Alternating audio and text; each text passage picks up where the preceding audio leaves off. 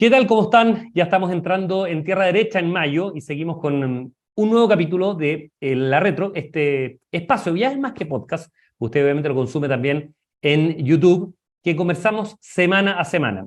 El título es temas vinculados con aspectos previsionales o tributarios, pero la verdad que ha sido de cancha bien abierta en abordar temas económicos. Esta semana sí queremos refrendar la promesa de meternos de lleno a la propuesta que puede eventualmente hacer si le vamos la oposición y también cómo se contrasta con la del gobierno en materia de pensiones. Ya lo vamos a estar hablando con nuestros invitados y panelistas permanentes que estamos acá. Cecilia Cifuentes, que la tenemos todas las semanas, no solamente columnista, sino panelista en este espacio, economista, director ejecutivo del Centro de Estudios Financieros del S Business School, y Guillermo Ramírez, otro invitado habitual de este espacio, abogado, diputado de la UDI, miembro de la Comisión de Hacienda de la Cámara, y otro apellido que le voy a poner, jefe de bancada de la UDI, y para este aspecto tiene que un elemento muy importante en esto. ¿Cómo están? ¿Cómo les va en este ya casi última semana de mayo? ¿Qué tal? Ya se siente más el invierno. Ya está De empezando todas maneras se siente más el invierno, está todo Sí, más frío. Está sí. frío, pero el tema de pensión está como contracíclico, como dirían los economistas, ¿no es cierto? En materia está cada vez más caliente y se espera además que empiece ya a entrar en temperatura de ebullición hacia fines de junio, cuando empiece, de acuerdo con lo que plantea, ¿no es cierto?, el presidente de la Comisión del Trabajo, a empezar a discutirse ya la propuesta del gobierno. Y quiero partir, Cecilia, contigo. Tú escribiste una columna en el libro, precisamente respecto a ciertas líneas rojas.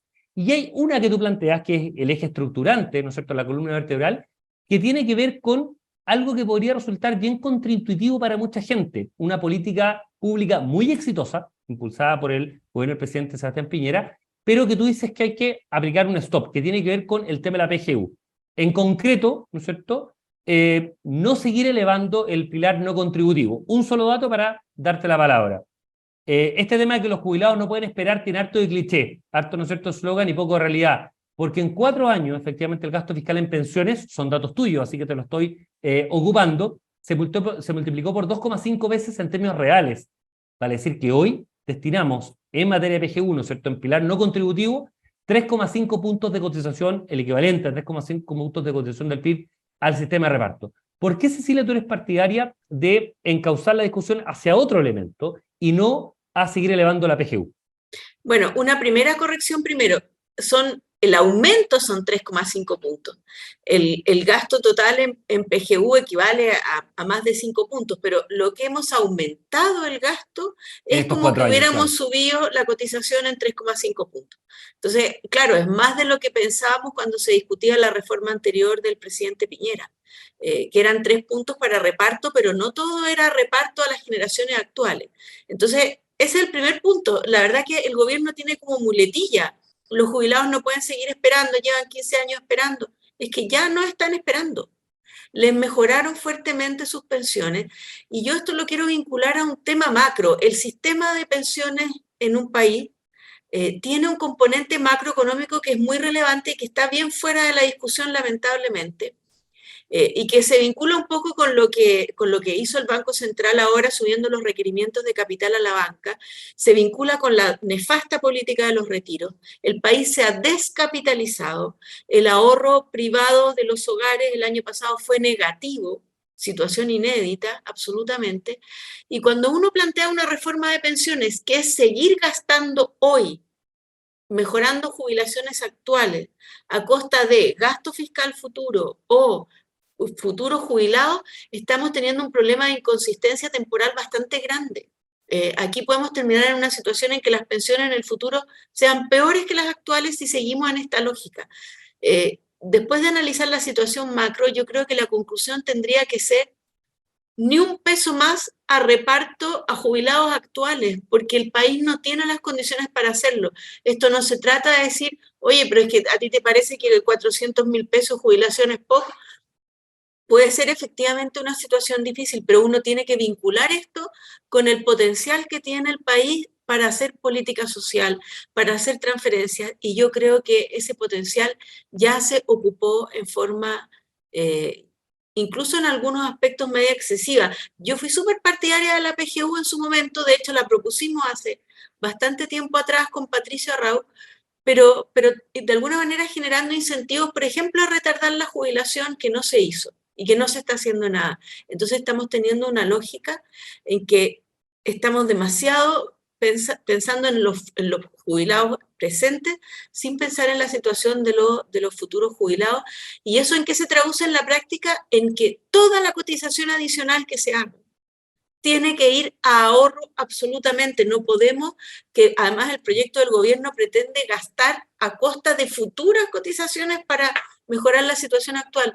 Yo creo que no están las condiciones macroeconómicas para eso, y esto me lo confirma la decisión que tomó el Banco Central de exigir mayor capitalización a los bancos, porque la situación macroeconómica se ha debilitado mucho.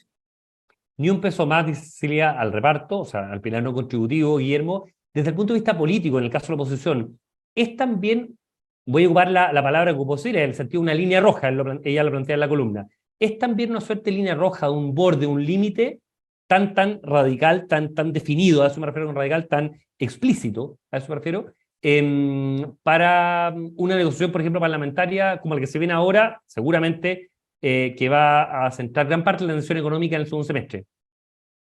A ver, el gobierno parte de una base que es falsa, y nosotros hemos tratado de explicarlo en todos lados, que es que ellos dicen que nuestro sistema no tiene componentes de solidaridad y que por lo tanto ellos se los quieren introducir a través de esta reforma. Y la verdad es que la PGU, obviamente que es un elemento de solidaridad, es como la evolución de la pensión básica solidaria y del aporte previsional solidario, que fueron un invento de la presidenta Bachelet. Y siempre cuando hablábamos de este pilar, hablábamos del pilar solidario, porque justamente era lo que se propuso ese gobierno y que se aprobó en el Congreso. Luego viene el presidente Piñera, cambia eso por una pensión que es más alta, que es más universal, que no se requiere estar jubilado para recibirla, sino solo tener 65 años, que es la famosa PGU. Por lo tanto, pilar solidario existe, componente de solidaridad, como le dice el gobierno, existe. Pero como ellos tienen la promesa de subir las pensiones actuales más allá de lo que ya están hoy, tienen que tomar una decisión, si lo hacen aumentando la PGU o si lo hacen destinando cotizaciones actuales a mejorar las pensiones actuales. Y ahí estamos envueltos en una discusión que tiene el problema que dice Cecilia. Las dos opciones desde una perspectiva macroeconómica son complicadas en el momento que está viviendo Chile hoy día. Las dos son, por decirlo de alguna manera, malas opciones.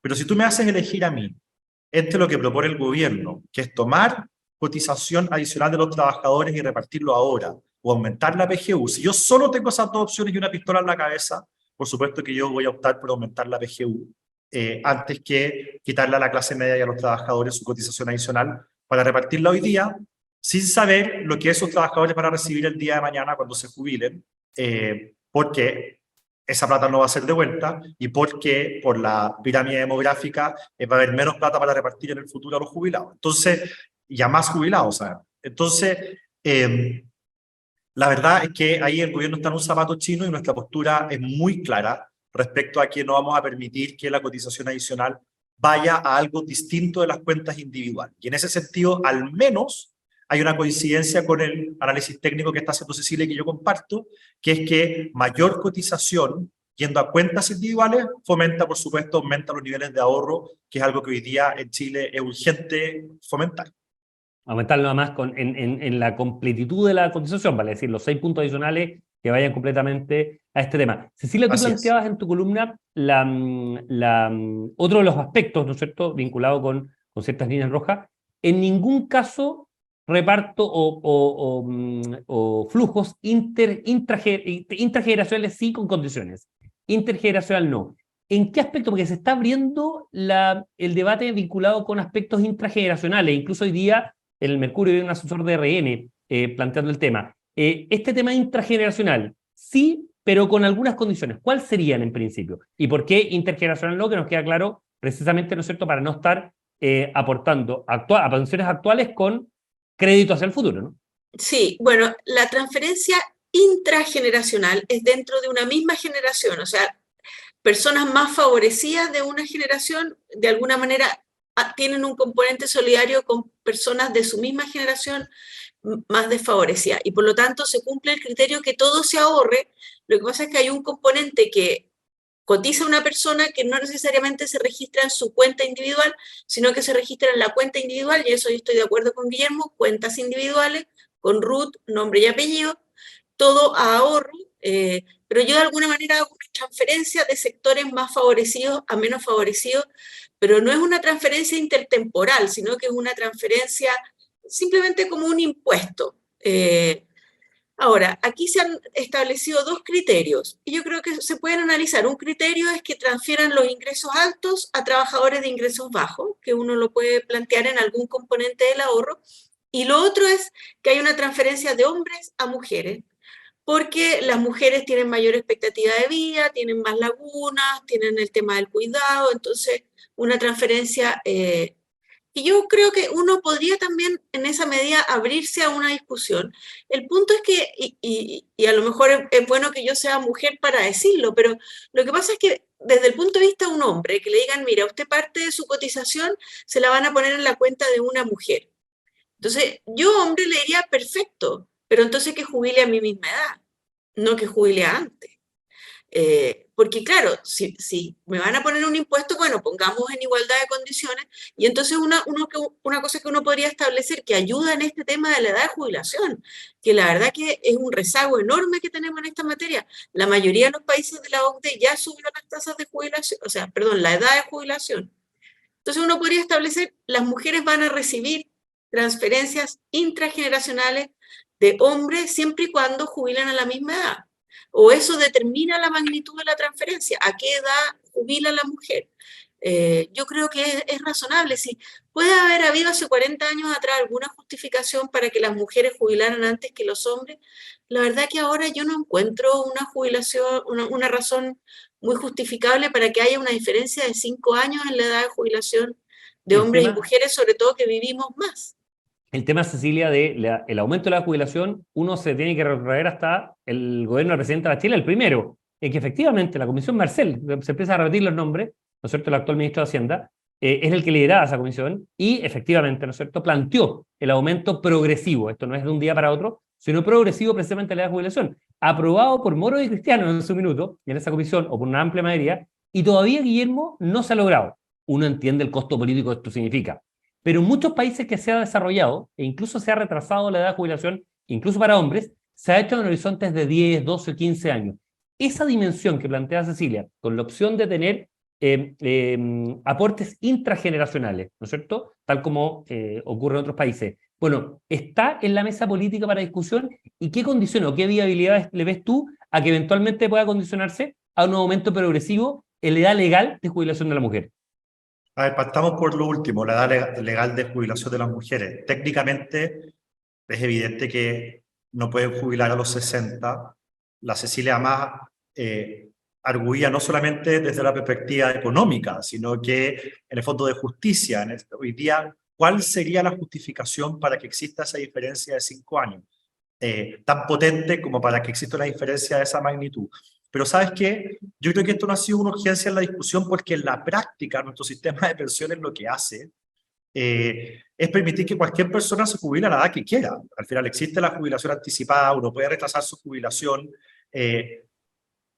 No es como en otros países del mundo donde la jubilación te la entrega el Estado, que tú cumples 60 y jubilas inmediatamente para recibir esa plata. Hoy día, si tú te jubilas más tarde, tendrás mañana cuotas más grandes, si te jubilas antes, tendrás cuotas más chicas y la gente toma sus decisiones en base a eso.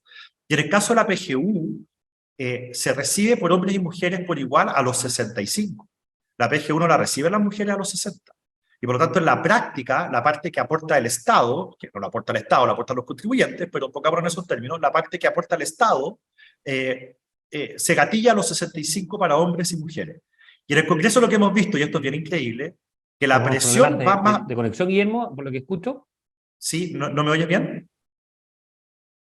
No, Estamos con un problema. Yo a lo mejor ello. Efectivamente, tú planteabas el tema, ¿no es cierto?, de la PGU a los 65, tal como se establece. Sí. Y en el Congreso, de manera increíble, porque la justificación yo no sé dónde está, las fuerzas políticas, algunos en la izquierda, otros también en la derecha, van en el sentido contrario, de tratar de que la PGU se empiece a pagar para las mujeres a los 60, cosa que es incomprensible, Y se han presentado proyectos en ese sentido que obviamente son inadmisibles, porque esto es de iniciativa del presidente, y por lo tanto, más que tener el debate acerca de cómo retrasar en el papel, en la práctica, la edad de jubilación de la mujer a los 65, lo que hemos tenido que hacer algunos es resistir a la idea de que la PGU se empiece a pagar desde antes, que por lo demás es una monstruosidad de plata, que podría servir para mejorar la PGU a todos los chilenos, más que adelantar la PGU para las mujeres por 5 años, digamos. En fin, la discusión está tomando ese derrotero y esa es la realidad política que estamos viviendo hoy día. Esperemos que con la discusión de las pensiones este tema se zanje y se zanje de buena manera. Nosotros lo que estamos proponiendo es que efectivamente la edad de jubilación sea la misma para hombres y mujeres, pero con incentivos para que las mujeres puedan ahorrar mucho más de lo que ahorran hoy día, y que también puedan tener algunas ayudas, que puede venir de lo que está planteando Cecilia respecto a la solidaridad intrageneracional, o puede haber alguna otra fórmula ahí que nos permita ayudar a que la jubilación de las mujeres sea mayor de lo que es hoy día. Bueno, de algún modo hoy día ya opera, no, por supuesto no en la solidaridad, sino en el tema del seguro de invalidez y sobrevivencia, ¿no es cierto, Cecilia? Y tú lo puedes explicar técnicamente mejor, pero a partir de cierta reforma, ¿no es cierto?, que entiendo que fue la presidenta Bachelet en 2008, efectivamente el hombre compensa un poco el seguro, ¿no es cierto?, entendiendo que es un seguro de precio definido. En eso. Por lo tanto, ya hay ciertas experiencias así. Otro elemento que me acordaba también de la reforma de la presidenta Bachelet, el bono por hijo nacido vivo, se paga a los 65. Entonces también son elementos que es curioso que ciertas fuerzas del oficialismo política vayan un poco a contrapelo de lo que es la tendencia de un empoderamiento femenino, y bienvenido sea en materia laboral, y segundo, de lo que planteó precisamente un gobierno de centro-izquierda como fue el de la presidenta Bachelet 1, en este caso. Cecilia. Sí, pues que ese es un tema súper relevante, porque yo me acuerdo cuando se dio esa discusión de la edad de jubilación de las mujeres y la expresidenta Bachelet dijo, no seré yo la primera mujer presidenta en Chile la que le suba la edad de jubilación a las mujeres. No quiso pagar el costo político en el fondo. Ahora, sí lo hizo bien, y esto hay que reconocérselo, que el pilar solidario siempre se estableció desde los 65 años. O sea, en la práctica, efectivamente, para el componente solidario se subió la edad de jubilación y eso es algo muy positivo. Y por eso yo también comparto con Guillermo, es realmente incomprensible que haya parlamentarios que estén queriendo retroceder en ese tema. Porque, bueno, es inconstitucional y seguimos con algo que ya vimos los daños que está generando. De hecho, esta misma medida que tomó el Banco Central no es independiente de los retiros de fondos de pensiones. El Banco Central señala en su informe que la economía chilena se ha descapitalizado. ¿Y por qué nos hemos descapitalizado? Por la política de los retiros. Entonces, es impresionante que ya que están pagando en cuotas los daños de esa política, haya parlamentarios que insistan en este tipo de ideas. Ideas que nos van a generar mucho más costos que beneficios. Claro que uno quisiera que en teoría la PGU fuera más alta de lo que es, pero dada la situación que había antes y dada la situación del país, yo creo que establecer una PGU en la línea de pobreza es un enorme esfuerzo que estamos haciendo como país y que efectivamente ha cambiado la situación de los jubilados. Durante el estallido en la encuesta del CEP, el problema de las pensiones era el número 1. Así es. Ahora en una encuesta reciente de Pulso Ciudadano es el número 9. Y claro, la seguridad es un tema mucho más grave de lo que era entonces, pero efectivamente las pensiones perdieron importancia, y perdieron importancia porque el 90% de los mayores de 65 años está recibiendo una cifra de 200.000 pesos mensuales. Es, Cecilia, difícil encontrar un tema económico, político, lo que uno quiera, que concentre tanta demagogia y populismo como el tema de las pensiones. Estoy pensando en los retiros, particularmente. Estoy pensando en la propuesta de retiro de rentas vitalicias, precisamente por el aumento inflacionario, cuando la renta vitalicia es una UF, o sea, una cosa demente, absolutamente loca, en ese tema. Y ahora es que Guillermo se ríe, pero a mí me tocó verlo periodísticamente, y ahora uno no ejerce, obviamente el tema periodístico fue más activo, pero era increíble respecto a ese tema. Y lo segundo, y lo tercero, perdón, digo, tiene que ver con todos los incentivos para retrasar la edad de jubilación legal, insisto, de la mujer, precisamente para aumentar el bolo, es en beneficio de, ¿no es cierto?, personas que tienen una tasa de expectativa de vida mucho mayor, perdón, un tema, ¿no es cierto?, lagunas mucho menor, en fin. Pero cuesta encontrar en ese tema. Guillermo, quería preguntarte una cosa muy puntual. Los 6 puntos a capitalización individual, políticamente, dado el resultado del 7 de mayo, dado la quitada de piso que le ha hecho parte importante de los partidos centro-izquierda y también de algunos sectores del PPD y el PS a la idea de cuentas nacionales, ¿tú lo ves como algo viable en esta discusión que comenzará a fines de junio? Veo viable... 6% a capitalización individual y 6% a cuentas individuales. A ver, veo viable el hecho de que no existan las cuentas nacionales. Yo creo que ya a esta altura es un dato. Y por lo tanto los 6 puntos se van a repartir entre la cuenta individual, en la FP, que ya tienen los trabajadores, y algún sistema de reparto. Nosotros lo que hemos planteado es que ese sistema de reparto no debe existir y que la solidaridad se debe hacer con la PGU. Y dentro de el eventual reparto, por ningún motivo discutir reparto intergeneracional, sino quizás ver algún componente menor, muy menor, de solidaridad intrageneracional. Ahí es donde nosotros estamos parados hoy día y creemos que es lo sensato hacer. Quiero tomar una cosa que tú decías acerca de el populismo que campea en este tema. No nos olvidemos que en los peores momentos, los de mayor insensatez, cuando se aprobaban los retiros y qué sé yo, el tema de la aprobación del retiro de las cuentas de rentas vitalicias, que era una locura, no solamente lo aprobó el Congreso, el Tribunal Constitucional se negó a revisar ese proyecto. El Tribunal Constitucional se negó a revisar ese proyecto. Y finalmente tuvo que revisarlo por otra vía más adelante, sentando un precedente horrible. Nosotros vamos a votar en un mes más el 6º retiro. Yo, por supuesto, que igual como lo hice con todos los anteriores, lo voy a votar en contra en todas las etapas del proceso legislativo.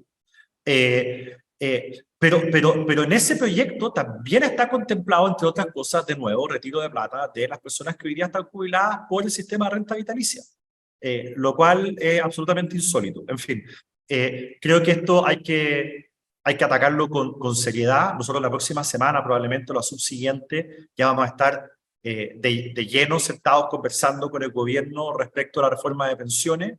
Nosotros hemos sido muy claros en público y en privado de cuáles son los principios que creemos que debe regir un sistema de pensiones.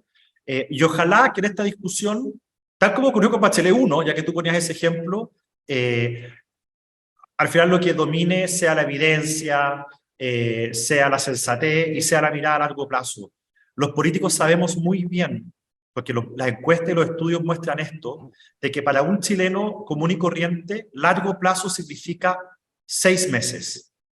Bueno, entre 3 y 6 en realidad, meses. Eso es largo plazo para un chileno, más allá no se proyecta nada. Y los políticos no pueden abusar de esa situación, destruyendo las pensiones futuras, que a los chilenos no les importa mucho, para traer beneficios presentes, porque eso todos sabemos que es pan para hoy y hambre para mañana, y uno no puede andar girando contra las generaciones futuras y contra los gobiernos futuros. Y esto, Guillermo, solo para darle la palabra final a Cecilia, tiene que ver con lo que tú decías, Cecilia, en tu columna. Bueno, ¿cuáles son un poco las líneas rojas precisamente para el bien de Chile? Es curioso cuando uno hace memoria, Comisión Marcel, 2008, Comisión Bravo, ¿no es cierto? Y la inmensa mayoría, excluyo a la economista polaca, no me acuerdo el nombre, que fue voto de minoría absoluto, me acuerdo ya el tema, y quizás incluso András Sutov en algún voto de minoría también. La inmensa mayoría tenía bastante claro qué es lo que había que hacer. Y el ejercicio central era aumentar, ¿no es cierto?, el tema de la capacidad de ahorro que teníamos en esto. Cuando está bastante claro el diagnóstico, tú miras esta discusión, Cecilia, desde la perspectiva técnica en un minuto, ¿con cierto optimismo o todavía tienes hartas dudas de cómo se vaya a zanjar? Bueno, efectivamente hay un consenso técnico bien amplio nuevamente. De hecho, yo formé parte de un grupo que llamó CLAPES, en que también había bastante diversidad de miradas políticas y logramos consensos muy significativos. Y en ese sentido, yo lo miro en forma optimista. Ahora, el problema es que la discusión política a veces toma otros caminos. Y claro, existe el riesgo. Ahora, yo también veo, por otro lado, que la ministra del Trabajo tiene un gran interés en lograr un acuerdo. Yo creo que esto tiene que ver a lo mejor con ambiciones políticas, y por lo tanto debería tener mayor disposición a buscar un acuerdo, pero el llamado que yo haría al mundo político es, y sumándome a lo que dice Guillermo, si el mundo político no es capaz de elevar un poco la mirada hacia el mediano plazo, no hay ninguna posibilidad que este país hacia adelante logre la meta de ser un país desarrollado. Ninguna. Entonces, lo que yo pediría es eso, elevar un poquito la mirada, no sigamos mirando el corto plazo, porque el mediano plazo se ve complejo. En el corto plazo, y además viendo también, teniendo como experiencia todo lo que ocurrió en los años 2020, 2021, con los retiros, insisto, con los distintos proyectos que fueron, insisto, se insistió mucho en su minuto de que no tenían, que era bien el cuco, ¿no es cierto?, bien el lobo, el cuento del lobo respecto, y lo vimos en materia inflacionaria, ciertamente, y lo estamos viendo ahora con efectos colaterales, que el Banco Central ha sido extenso en detallar, tal como lo planteaste tú, Cecilia y Guillermo. Las próximas semanas seguramente vamos a estar abordando, ya entrado junio, el tema de la discusión parlamentaria, mucho más en detalle, pero obviamente queríamos dar una pincelada de lo que va a ser el debate en las próximas semanas y meses. Como siempre, Guillermo Ramírez, Cecilia Fuentes, muchísimas gracias por este encuentro que tenemos semana a semana y lo dejamos invitado a seguir en la sintonía y consumiendo los productos del Libero, y nos encontramos nosotros la próxima semana. Que tengan un gran día. Nos vemos. El Libero, la realidad como no la habías visto. Haz que estos contenidos lleguen más lejos haciéndote miembro de la Red Libero.